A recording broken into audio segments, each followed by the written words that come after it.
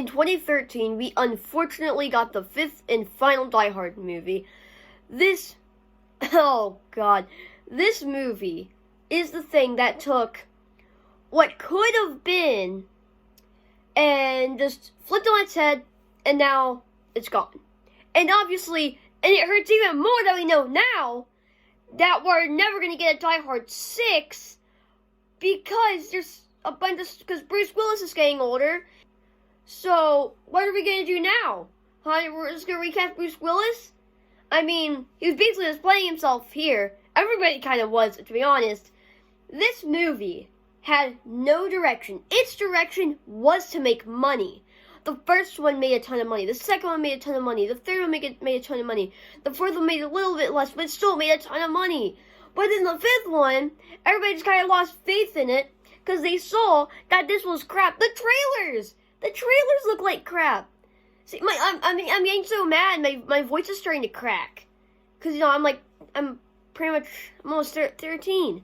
So yeah, let's talk about Die Hard 5, 2013. Okay, so this movie starts off with McClane, this deadbeat dad, but he's also a police officer. We have his son who's in Russia. His dad hears that there's something going on with his son, far away. So then he just travels out to Russia, and he's like, "Son, where are you?" But then there's this political prisoner, or whatever, that kind of gets blown up out of this prison. And then there's this huge chase with this giant truck. And here's the thing. It would be cool. This sequence could have been pretty okay. And, there was some, this was kind of cool. A little bit. This is the best thing in the movie. And even then, it's not that good because it's just covered with CGI. The way it's shot is horrendous with the shaky cam. It doesn't feel like the other Die Hard movies. It doesn't flow like it should. Things like that. But still, I will cut it some slack and say that, hey, this is the time it came out in. And it really is just a product of the time because around this time, that's when a bunch of CGI was being used in every single thing it possibly could be used in, because it was this relatively new thing that was starting to get more and more advanced every single day, pretty much. So they were like, hey, let's use it here, and let's show how good CGI we have. The CGI sucked. So, these put a bunch of crap on it. The pacing was horrible. They tried to use shaky cam, but it just didn't work like it did in the third one.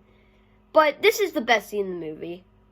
I mean, sometimes it can be kind of fun to look at. That's all it is. It's just visual eye candy. You just look at it, you see all these moving things, explosions, boom. You're expected to watch and enjoy it. But instead, you just watch it, and you're like, oh, okay. Anyways, so it turns out his son is actually this operative for the government that's, spying on this other guy. But remember that political prisoner from earlier? He's actually working with the bad guys to take down Chernobyl. It's awful. Yeah, they are working together to just straight take down Chernobyl. But but there's also this guy, this villain that likes carrots. I don't know what's going on here. This is not a Die Hard movie. It may say it is, but it's not. So then, this building just, blows up through this helicopter, and then him and his son have to, jump down this huge shaft. And I guess that's kind of cool. It's cool, I guess. So he just drops down, and then there's just trash everywhere. No, there's literally just trash everywhere. Because they fell into a trash chute, and then they just blew up. I'm depressed just reviewing this, so we didn't finish this. So, eventually, they travel all the way to Chernobyl. Once they get there, the villains are already there, getting, uranium and whatever else they want. But they're also wearing, these Ghostbusters uniforms, so they can, suck out all of the nuclear waste and all of the air, all the toxic air and gas or whatever.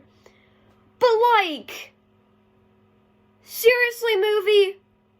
Are you actually serious? kind of sad that this movie thought that would work. But hey, I'm going to suspend my disbelief as far as it can go. Because for this movie, that's exactly what I have to do. I didn't really have to do that for the first one through, like, the third one. But here, oh my. Oh. Huh. So then, the bad guys figure out they're there. There's a helicopter, and there's trucks in the helicopter. It's a plane, kind of. It's a big helicopter. So, yeah. So then there's kind of fight on multiple levels. But his son takes on the political prisoner that was actually a bad guy turned good guy turned bad guy. So then he's kind of like just beating him up, Rocky style.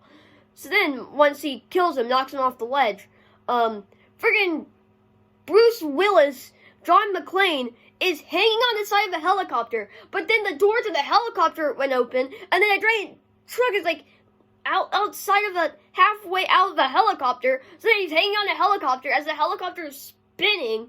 And then as the helicopter is spinning, while a truck is hooked onto a helicopter and he's hooked onto the truck, it just keeps on spinning, and then it explodes. So then it all just blows up, and it just goes away, and then they both just fall through the floor, and they both land in these pools that I would not swim in.